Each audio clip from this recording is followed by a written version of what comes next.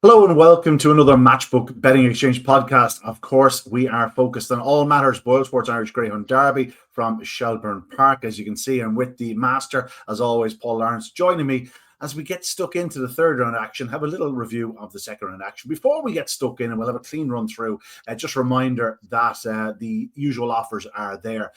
If you want to join up with Matchbook, use the code POD50, £50 in bets. It will get matched a £50 free bet for your first £50 in bets. And of course, don't forget to check out the Track Club on the website itself. Bet £30 over Monday to Thursday, and you'll get a tenner free bet from the Friday for the weekend's action. Now, let's get straight into it. The Boyle Sports Irish Greyhound Derby continued at Shelbourne Park at the weekend PL. Has to be said, it was a bit of a nightmare for those taking fixed odds in terms of a lot of non-runners, whatnot. A lot of dogs returned to SP, but for those of us that were playing on the exchanges, still plenty of value available on both sides of the market. I'm going to say win and lay, shall we say, because there were one or two lays that I certainly got stuck into. I'm not sure about yourself, but it was competitive, but at the same time, a little bit disappointing with all the non-runners.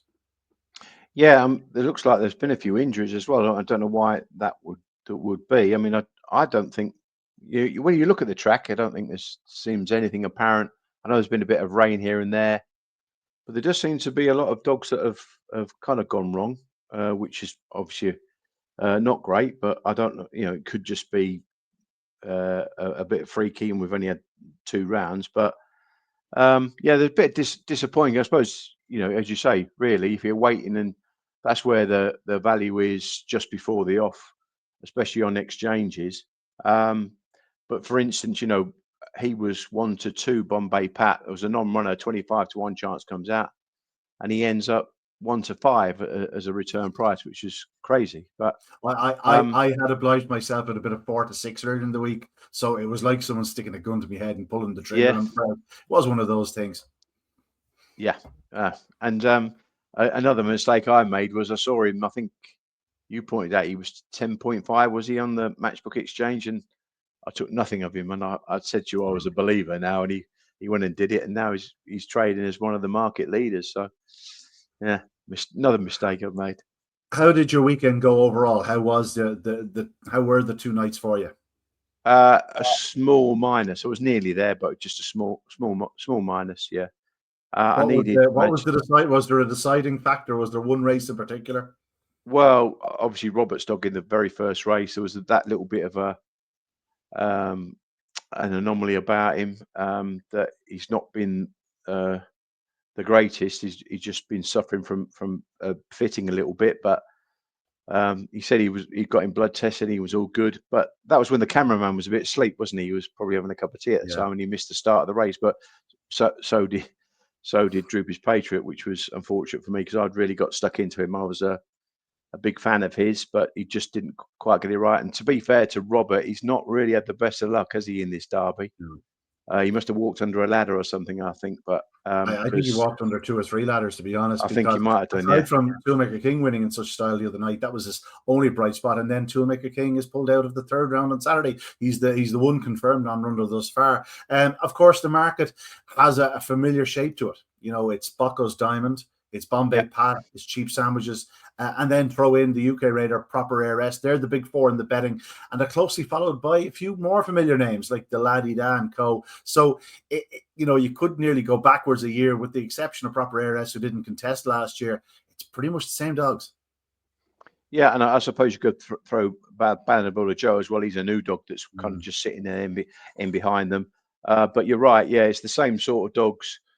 Actually, I think were they nearly the top 4 in the betting in the English derbies earlier in the year. So yeah, it's the cream has risen to the top, if you like. And we did say, didn't we, last week, about if you fancy Bocco's Diamond, I certainly thought it was a penalty kick for him. And again, another dog on the earlies at 1-2, I thought was a big price. I know it's not a big price, but in respect of, I just thought I couldn't see any dangers to him. He certainly delivered, and it was just, I know again, it was an easier kind of heat for him, but he kind of sparkled a bit better, didn't he? That was the thing. So that was a good thing to take out of the first round.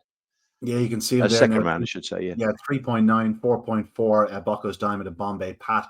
8.8 Proper Heiress. I'm somewhat surprised by how short Proper Heiress, considering his draw for the next round, Cheap Sandwiches.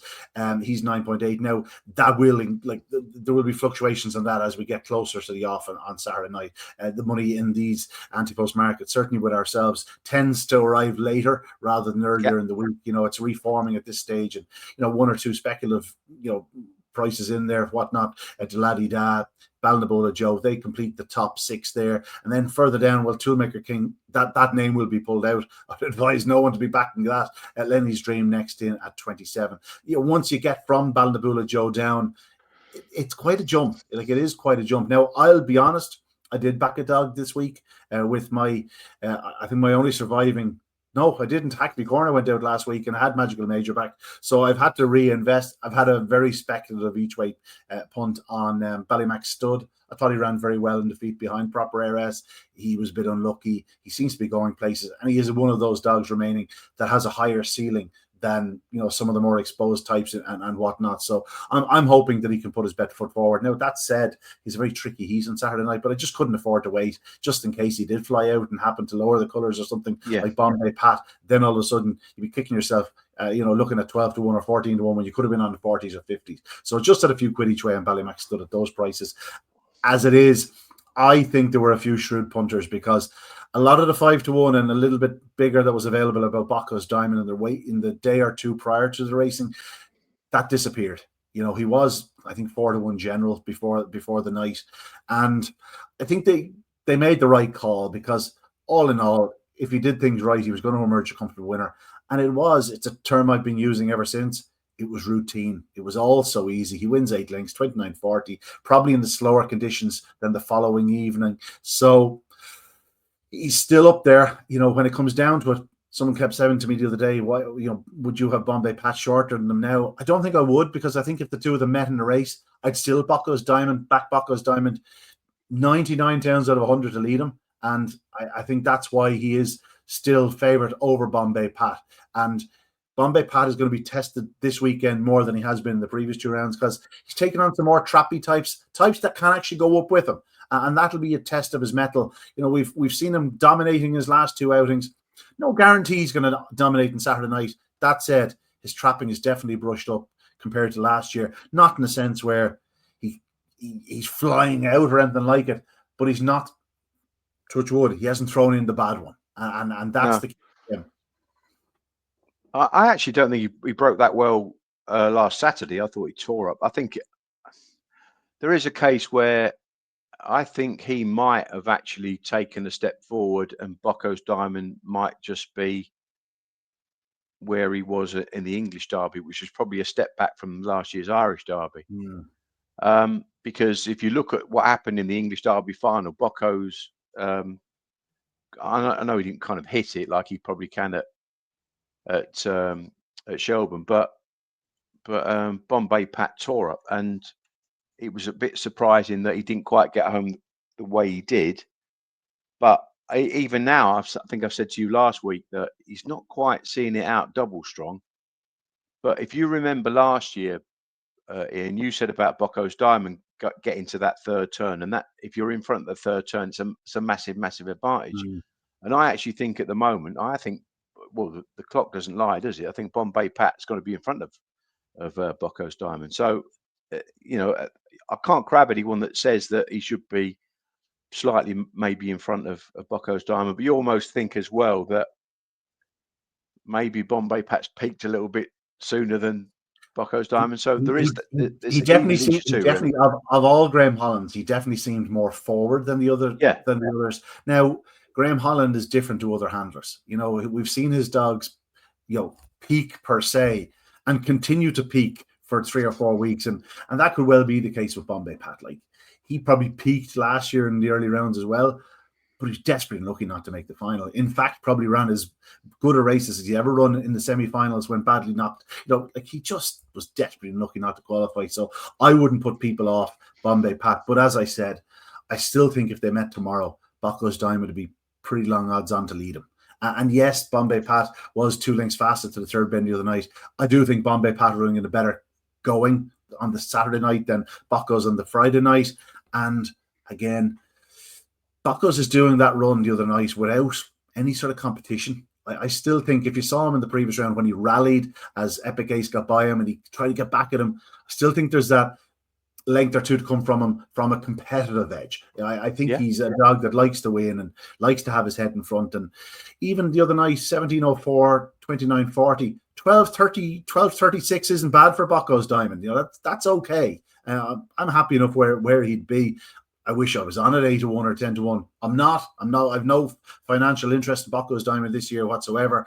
But again, just for the good of the game, it'd be great to see him go all the way to the final. And listen, if it falls into place then in the final, so be it. If not, he's got there and let the best dog win. And at the moment, if the top 5 or 6 in the market get through, and that's what happened in the English Derby, could be a hell of a final. There's no question about it. Indeed. Yeah. No, you're right. No question.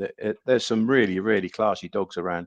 And we've been blessed over the last sort of 12 months, really, I think, to have these quality greyhounds competing against each other. As you said, it's great that Proper Heiress has gone over there. Yeah, he got a bit lucky, but sometimes you need a bit of luck. And sometimes you go, oh, do you remember in the second round when he got lucky? And then he goes on and wins. So, where were you? Where were you with the Proper Heiress run the other night? Now, I've had a bit of a retrospective sort of change of heart and change of view on the race.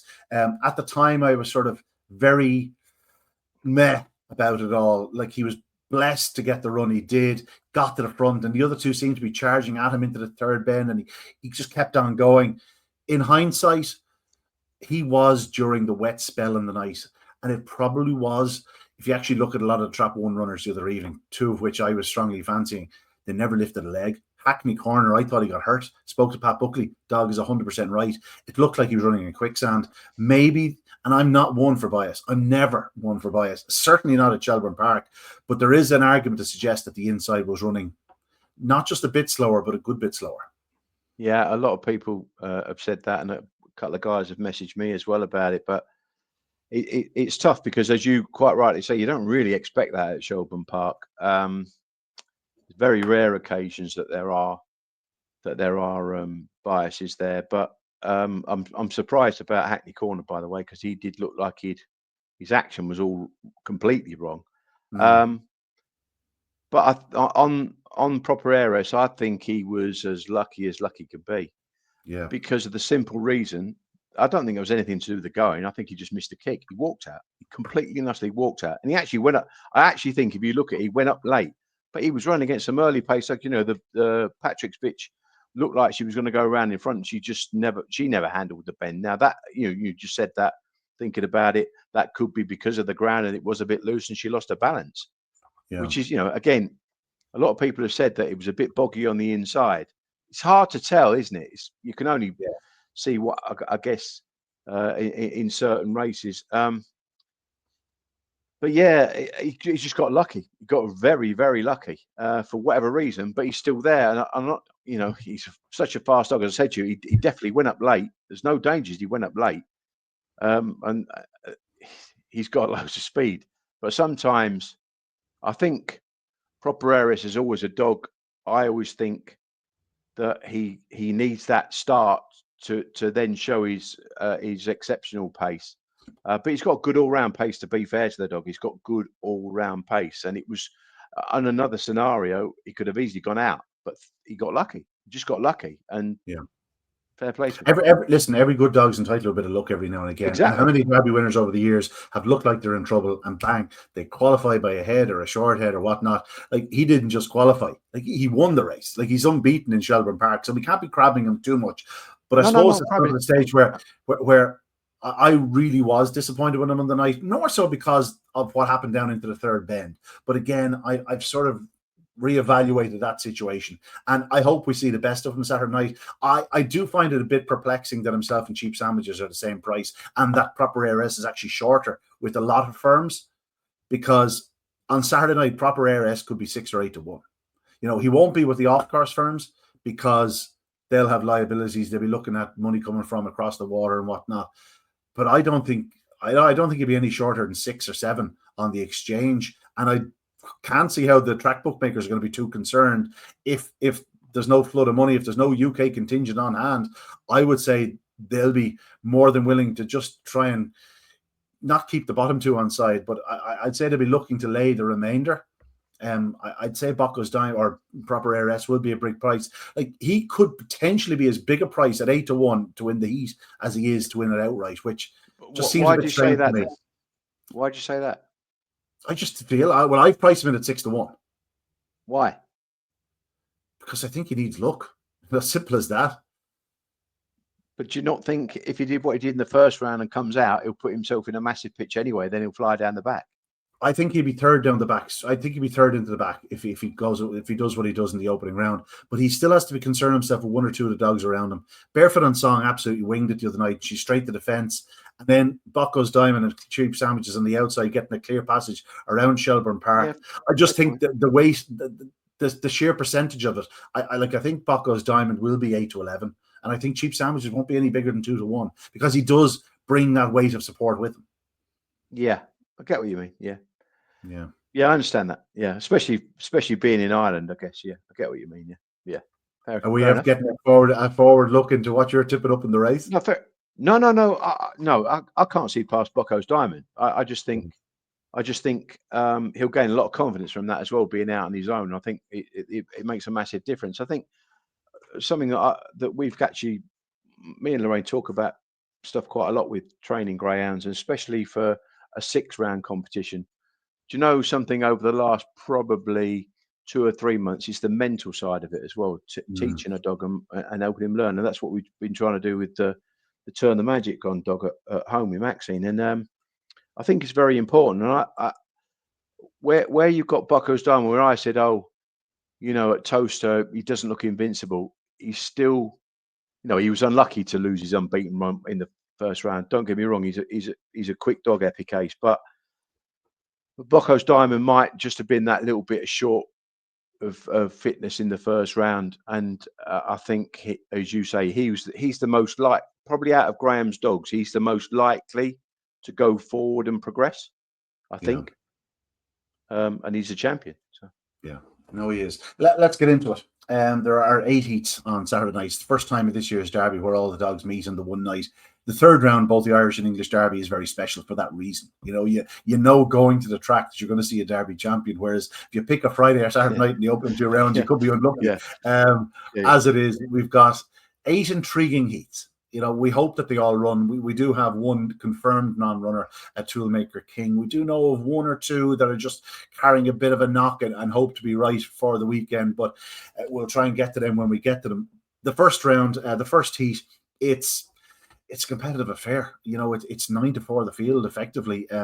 Magical Keith, Magical Sapphire, and then you've sort of Unanimous Leo in behind them. But you can't rule out any of these. Ballyhooly Bruno, No More 50s, Magical Sapphire, Lindy's Madge, complete the lineup.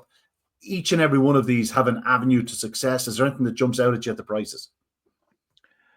At prices, I would say the 2 wrong prices, top and bottom. I think there was a bit of I think he was big. I think it was 11-2 Ballyhooly Bruno, and Lenny's Madge. I made Lenny's Madge half the price of what one of the firms made. I thought she had a fair pitch outside. I think there's a certainty in the racing that Magical Keith will lead, but he is very, very vulnerable. He's the brother to our dog, and he struggles to see it out. Now, if the weather turned, Ian, and it wasn't quite as tough as it has been, then, he might be able to hang on.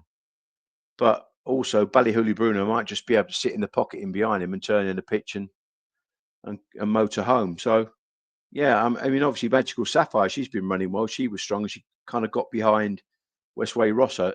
That didn't help. And, that's a strong animal. So, but I thought Lenny's Madge probably was a wrong price, put it that way. I don't know about you. What do you think? Next best. Next best to Lenny's Madge. Yeah. Have you? Right. I couldn't believe the 8-1. This is a race. This is a race where we have Magical Keith, Unanimous Leo, and No More 50s potentially all blitzing to the bend. 3 early pacers, all of which will struggle to get home. And then it's a case of pick it from the other 3. Lenny's Madge is going to stay wide. You'd hope that she'll avoid the traffic. and I could certainly see her landing late and fast. And I thought she was no more than a 4-1, 9-2 chance. I stuck 6-1 on the card, but I've tipped her and I've next bested her. Ballyhooly Bruno, I was very keen to watch him the other night. I thought he ran very encouraging in the opening round. He got to the line and then absolutely folded into the escape. And I'd be concerned that he may have picked up something. I just have a feeling that, after the layoff and there was issues there, I'd just be concerned about his fitness. I would be waiting to back him until the morning and hope that he's still a runner if I was going to back him. Magical Sapphire, I was very close to tipping her, funnily enough, for the same reasons as Lenny's Magic, because she could actually turn closer. But she's been found in the market, whereas Lenny's Madge hasn't. And I agree with you. I think Lenny's Madge is a huge, huge price. I didn't see the 10-1. I thought 8-1 was massive. It's still available 8-1, and I just don't think that seems right to me. So Lenny's Madge for me, Lenny's Madge for you at a nibble. But then if you're saying about Ballyhooly Bruno on the earlies, then you're not going to get it. But you could easily get a big price on the night anyway on the exchange without, God forbid. The fact that she is likely to turn closer to last than first means she's not going to go off 3-1. No. You know what I mean? You're getting a minimum 4-1 with the firms, which means you'll get 5-11-2 on the exchange anyway if you want to wait and take that bit of insurance that there's no non-runner. And you're right about Ballyhooly Bruno, because he didn't fly hard through the line, did he? On the run-in, where I thought he ran a burster against Da in the first round. But you're right, it wasn't as strong as Magical Mag is, and she held off Da. Yeah, but Ballyhooly Bruno probably didn't come home as hard as you kind of thought he might have done. So yeah, that's an interesting point. I hope he's all right anyways. So do I. I move on to the second heat. Listen, Balnabola Joe is a hot favourite in trap 6. He's going to be hard enough to stop if he traps on terms, but that's been a big if, PL, and he's shown all the pace in the world. Now, Barefoot and Song was definitely running towards the inside of the track, and at the point when they were racing, the top of the track was like soup. It really had bucketed down for about 20 minutes prior to that race. So I nearly throw the form in the bin a little bit. All I know is Balnabola Joe did show all sorts of pace to get there, but it definitely looked like he was running in quicksand to the corner. He just couldn't get his toe in, couldn't get moving. And we know how quick he is early, so I'll forgive him for that run. I am concerned by the presence of the other Wild, who's very trappy, very speedy into the corner, and there's definitely a run bubbling under the surface with him. So again, I think Balnabola Joe is the most likely winner. Of the remainder, if conditions were tricky, I wouldn't mind a little nibble, maybe a blast off Hefo, but it's very much see how the track is running and whatnot. I think Balnabola Joe is the most likely winner, and I'm hoping that the other Wild, who I have actually tipped up in a couple of places as one of the value sort of options, Antipost, gets through, but he'll need to start repeating his best form very sharpish, or he'll find himself going out. But I think Balnabola Joe is the more likely winner. Yeah, you're probably right. It's just that, again, it's a bit like what happened to Proper Heiress. He got the slow away and got away with it. Balnabola Joe's just walking out. I think that's 3 times on the bounce now. He's just walked out, and you can't keep doing it. He's got a bit of an ally, and I think that the other Wild will go across for him, so it might give him plenty of room. But I don't think Balnabola Joe really. I said that last week. I don't think he wants a wide in him anyway. But he's definitely cutting across, and he's not quite clearing. So that's kind of just holding him up. Ultimately, I think Balnabola Joe is a front runner. And he's not coming out. So there lies your problem. And he's getting away with it at the moment. As you say, he's closing, but he's not coming home hard. And I don't think that's the ground. I think that's just his stamina. I personally think he's a fast dog. He sees the trip out on the front, all right, but he's not getting to the front at the moment. So that's the problem. It's an issue.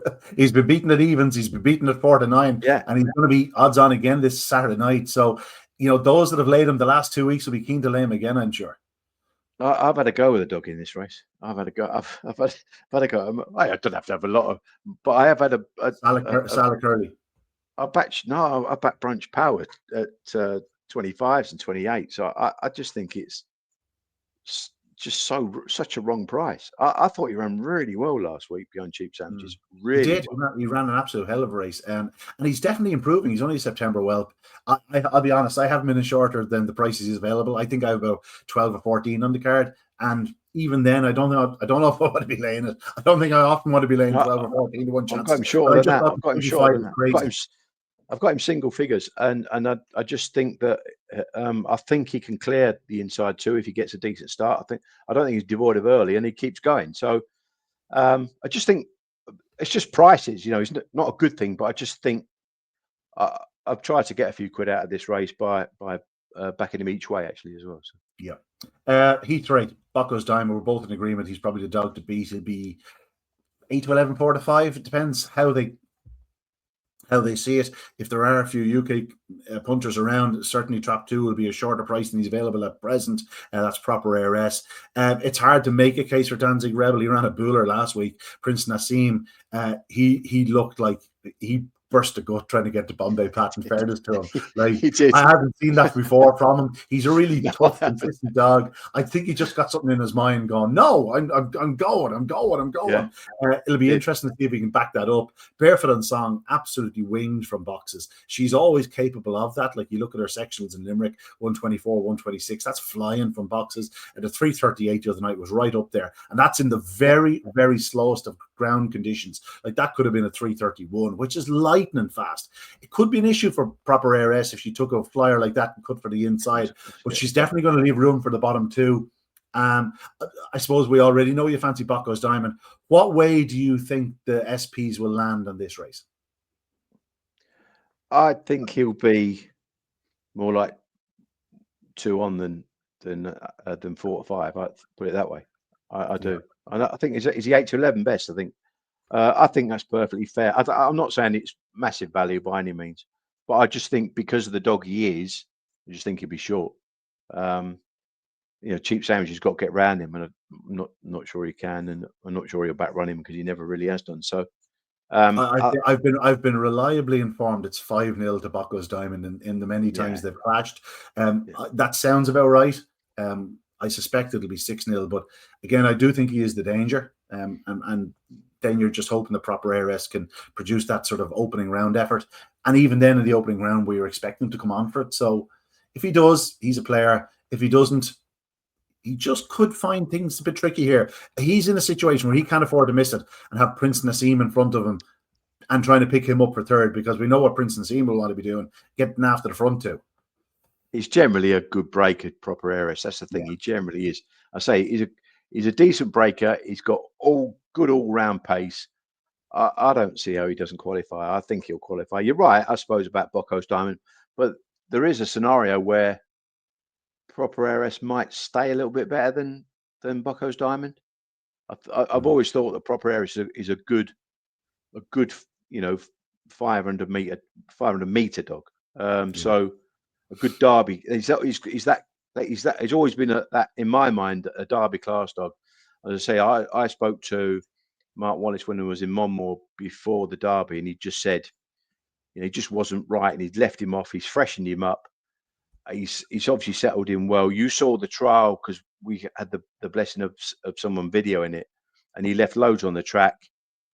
He ran really well, and you said, I think after the first round, you just felt there was even a bit more there. Oh, I think it was. I think no one doubted there was more there.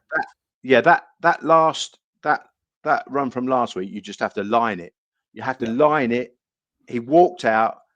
It's very rarely he walks out. If he comes out next week, he will give Bucco's Diamond a race if he comes out. Don't worry about that. Well, we've seen that. Like he's 1-0 against Bucco's Diamond, whereas Cheap Sandwich is a 0-5. So like there's previous there. Proper ARS has lowered the colours of Bucco's in the past, and that's what his supporters will be focused on rather than his last week's effort, because they'll, like you and me, they'll be putting a run through it or a pen through it. Moving on to Heat 4. I struggled to make any case in this one. I really did struggle. I think there's been an overreaction to Hussein Pickle's success last week. I think that race landed in her lap rather than she went and got it. Seven Beach, he is one that has been reported very sore this week. He's under the machine. They're hoping he'll be right, but that wasn't his running last week. He's clear. Callaway 5 got to him, and then Hussein Pickles picked up the pieces basically. I cannot see how she can be favoured in this race. I just thought she'll be, at best, At best, fourth into the back straight. I think Solo and Goal will be in front of her. I think everyone thinks that. I think Shanahy Boomer will be in front of her. I think Lemon Joey could potentially be in front of her. And it wouldn't be surprised to me if Price's Romeo is in front of her. The Mairead's Diamond Dog has struggled to repeat his debut effort. He'll need to sharpen up fairly sharpish or he'll be gone. Solo and Go will be in front. I struggle to see how he can hold on in this race. I think there's one or two stronger ones that'll probably pick him up. I think Shanahy Boomer will give him plenty to think about in the early yards as well. Even though he led early last week, he's doing a 3:49. He has a 3:36 and a 3:35 in his card. I think he's much better from the middle draw. That's where I want him. So yeah. I think I've sided with Shanahy Boomer. I do think Lemon Joey's a big chance. Yeah. The danger is he's starting in Lemon Joey. That's the thing. If you got any kind of break there and turn third dog, could be a massive runner. A massive runner. But yeah, I like Solo and Goes early. But he is all out. He is all out. And again, I suppose if you get to the situation where we know that there's been rain about in Dublin and it's not kind of played to his strengths, he's still been up there and he hung on last time out. Now, if you get that where, say, for instance, now the track gets that little bit slicker, we don't get any rain, there's lots of moisture in the track because we've had rain over the last weekend, and if it's a fast track, then it will play into Solo and Go's hands. But it's really what's going to happen weather-wise, because we've had showers here. I don't know what it's like over where you are, but yeah, he's just struggling to see it out. I was the same as you. I was impressed with Shanahan Boomer. I didn't think he could do that actually in that race that he did, but he came out the boxes. He showed the early, he led, and he was a very, very impressive winner, it has to be said. One of my winners. I actually ended up backing him on the night.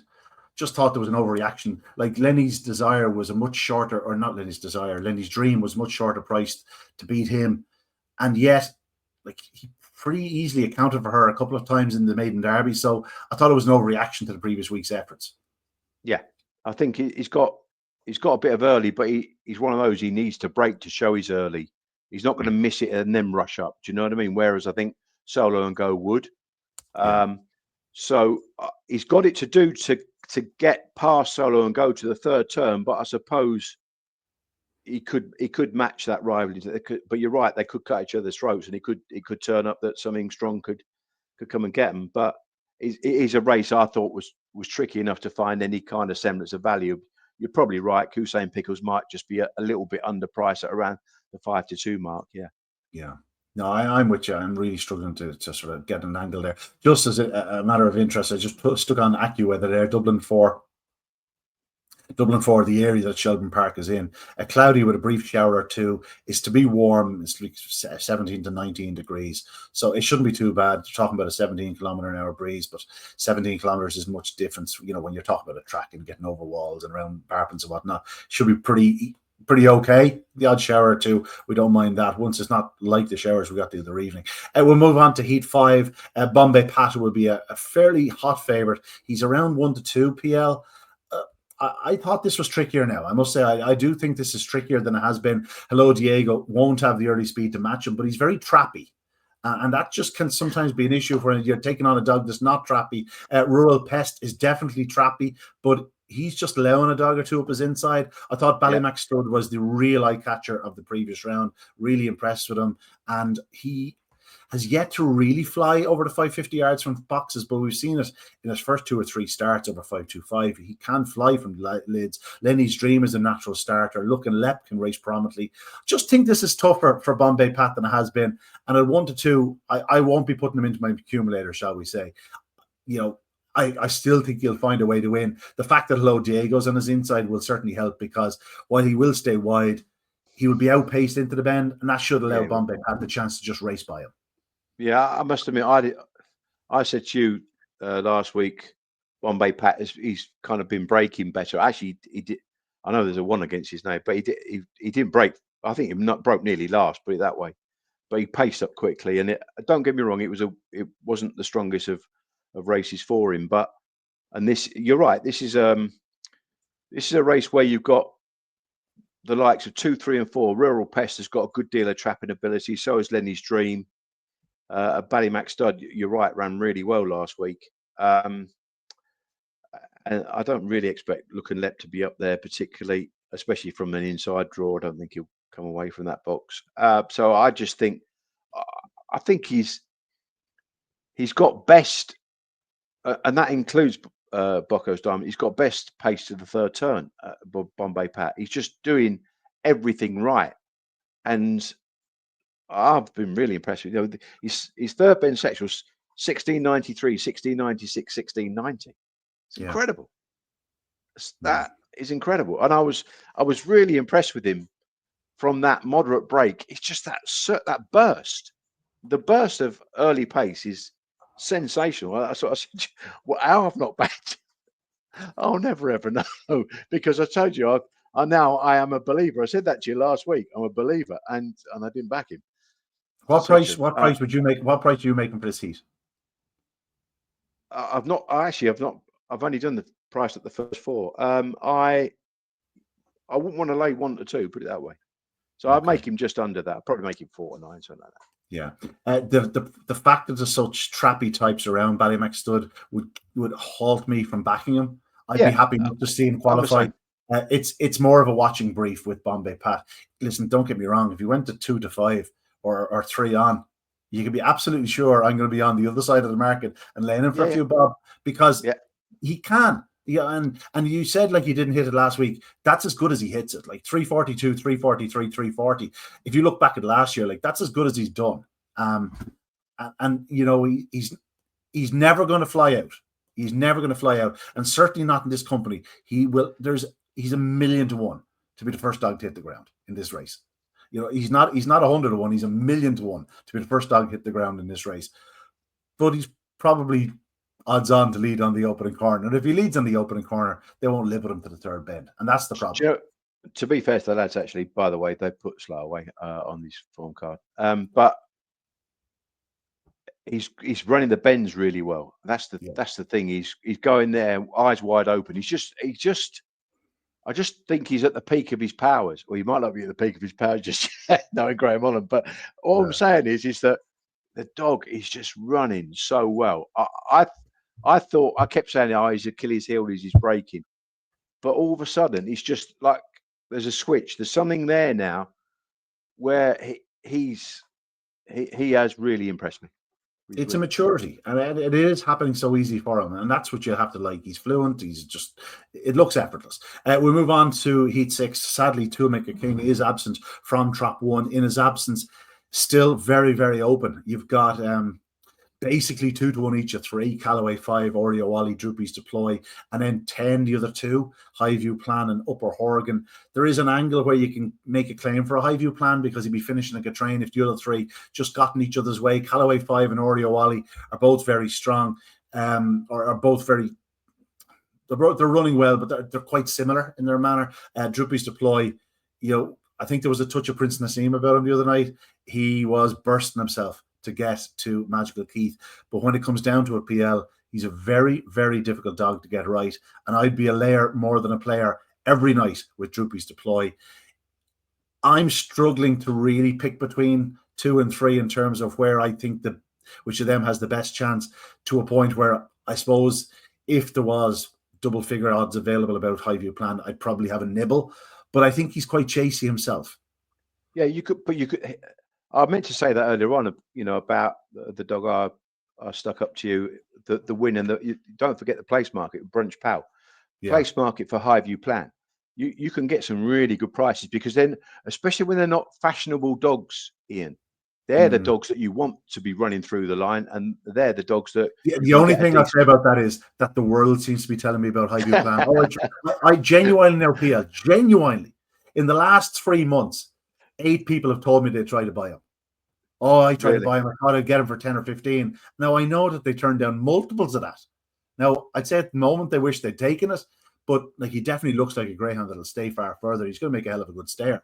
But he's not one that's gone under the radar. A lot of people talk about him and are waiting for opportunities, and I'm not sure he'll be double figure odds. Maybe on the exchange, but he certainly won't be. He certainly won't be in the ring or in the show.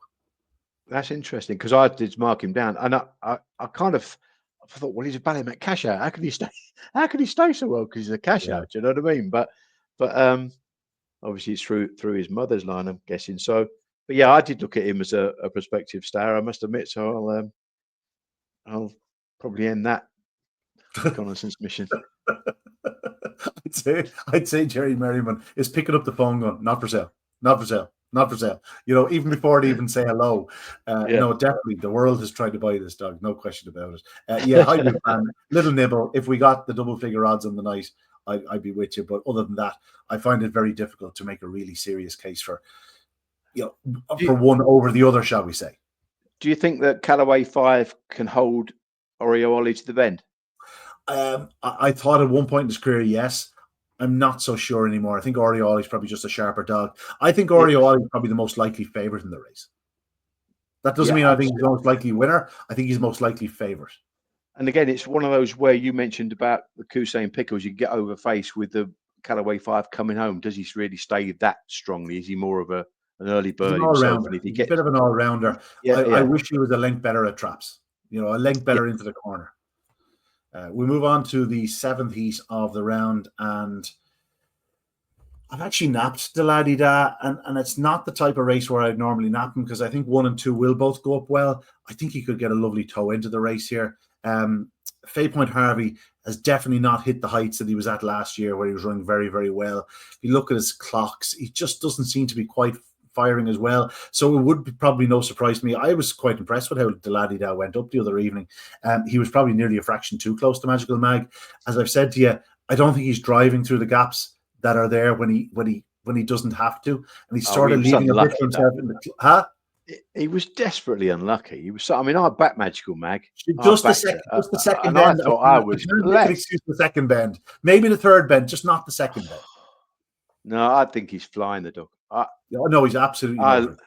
I love him. I honestly, I love him. He's just. I hope he gets to an Irish Derby final because he is flying, and he's just such a good composition dog. Yeah, and you're right. It's one of those where does he turn? But we've always said that about him. We've said that about him when he won the English Derby final. Where is he going to turn? Do you know what I mean? So he just finds a way. He does find a way.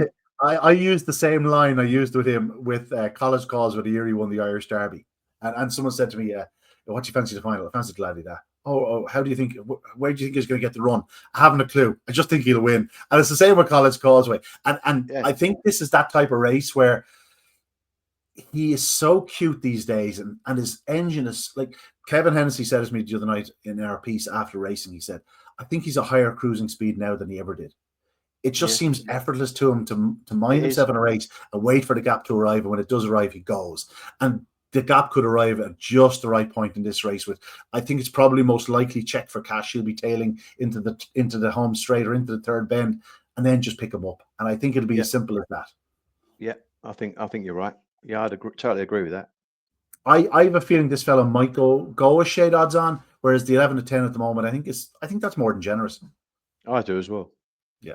And I think that was blue, so that could have been bigger with one of the firms. So I don't know why, but mind you, people are tuning in to get us saying the opposites of each other, but it's just like we're after finding two dogs there at 10 to 1 that we were both sort of keen on, and we haven't actually discussed this beforehand. No, like I was late to the party here, so we literally came on go, and we haven't. We never do though. We never really say too much before. So yeah. So and by the way. Go on. Tars the Maasai is running well, by the way, and he's got a nice pitch on the outside, just in case 1 and 2 did sort of clash or something. He could come around the outside. He's a dog showing really nice pace. So I'd be more concerned about Ballymac Tibet, but obviously Tars the Maasai would be 4 times the price. Yeah. He did have an issue earlier in the year. I know that, and I think he had a bad injury. I don't personally think he's the dog he was, but as you say, he's still running well, and he has a great draw. Like a great draw. Yeah. And 550 yards, Shelbourne Park, trap 6, that's where he wants to be. That's his best trip, it's his best track, and it's certainly his best jacket. Moving on to the last of the heats, and I'll be honest, I only finished the form guide for this about an hour ago, and I changed it 3 times. I originally went with 7 Beach, just being loyal, just knowing how good he is, and changed it. I then put on Magical Mag, and I changed it because I have a feeling she might just struggle to contain Phoenix Memphis if he hits the lids. I know his sectionals don't suggest he will worry her. I'm just not sure she'll trap as well from 1. But I end up going with Glengar Silent. And yet I don't know where he's going to turn. And I think Seven Beach is a big issue for him. But just if he finds a way into the back straight to be close to them, his pace down the back is very impressive. He's a really fast greyhound. And yet I can make a case for Westray Ross as well.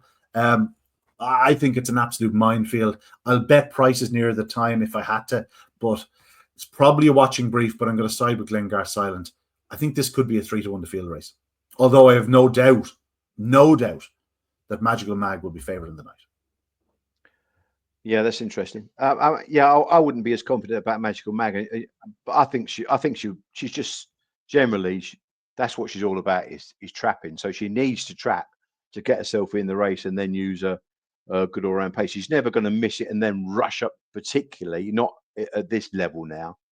Maybe in an earlier round, but I was sweeting her last week, as you know, and I thought I got lucky with Deladida making the mistakes. To be fair, but Westway Rosser impressed me last week. Thought he ran well.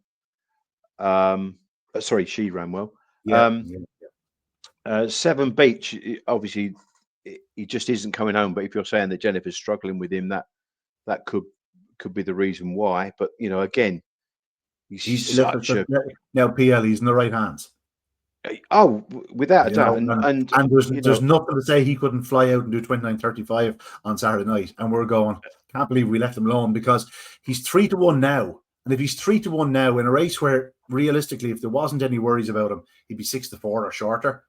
If he's 3-1 now, and the word is still, he's not quite right, he's had a bad week. Like, this dog could go off 7-2, 4-1, and we could be left kicking ourselves.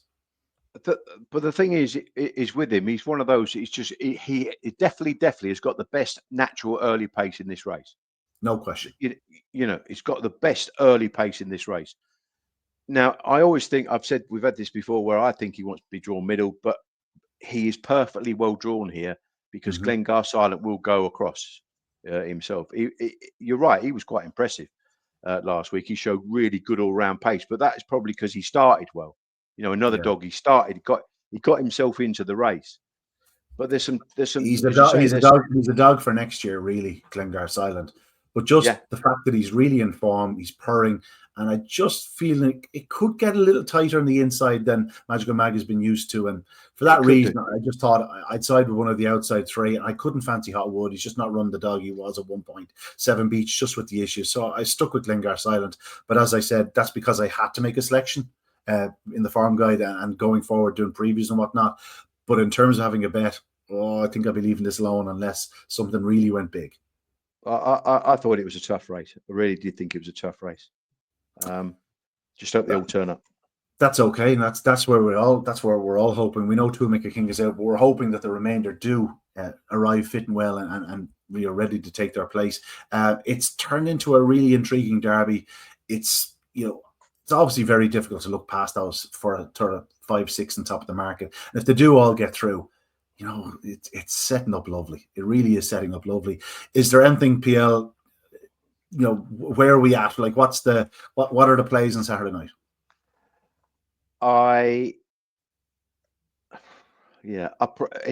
If Lenny's Madge is double digits on the Matchbook Exchange, I'll be playing her small win mainly place.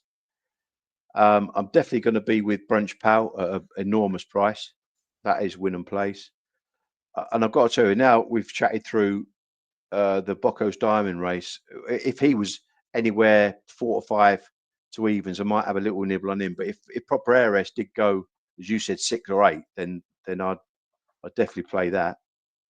And I thought that a lot of the other races were pretty tricky. Again, if Bombay Pat went 4 to 6, I'd probably have a little interest. But other than that, I thought a lot of the others were pretty tricky. Deladida, you say, will probably be odds on, but again, on the exchange, if he's odds against, I'll be with him as well. So they'll be the plays. They would be the plays. I'm not in disagreement with too many of them. I think Brunch Pal needs a lot to go right for him. I'll say that. But again, Lenny's Madge, independently, we both went with that. Deladida, I think there's some tricky heats. Highview Plan may be the huge price. If he was the double figure odds, I'd maybe have a nibble on. But other than that, I think it's pretty tricky. And it should be. We're into the third round of a derby, and it's only going to get trickier. I'm sure if Graham Holland does manage to get the likes of Bocco's, Diamond, Cheap Sandwiches, and Bombay Pat through to the quarterfinals, the last four, he'll be hoping the three of them land in 3 different heats. Because if he does get them in 3 different heats, it could all of a sudden sort of start falling his way. Mr. Holland has a strong team, and the fact that they're 1, 2, 3 on top of the betting, along with proper ARS, tells you where he's at, seeking a record-breaking, historic 5th Irish Greyhound Derby success. That really would be something. It's getting interesting, PL. You're looking forward to Derby final night, I'm sure. Oh, without a doubt, yeah. I was just thinking, Graham Holland's got 5, and Paul Hennessy's got 5 in there, and so's Pat Buckley. I was going to say that about 4. I was going to say something about Paul Hennessy's dogs. Conditions were tough the other night. Everyone was finding it difficult and whatnot. And then bang, up steps Paul with Priceless Romeo, barefoot on song. Yeah. There's no airs and graces about his dogs. They know how to knuckle down and just put it in. And it is worth pointing out that when conditions get tough and things are really hard, maybe just stick a $5 on one of Paul Hennessy's, because you know that they're going to run hard and they're going to put their effort in.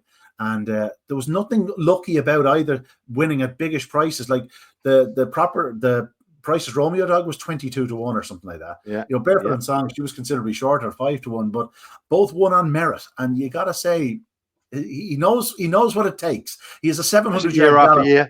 Year after year he does. And his dogs they're hardy. They really are hardy. And yes, best of luck to the man. I've been great friends with Paul for a long, long number of years.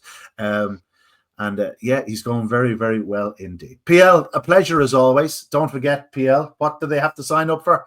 The Matchbook, signing up Pod 50. Pod 50.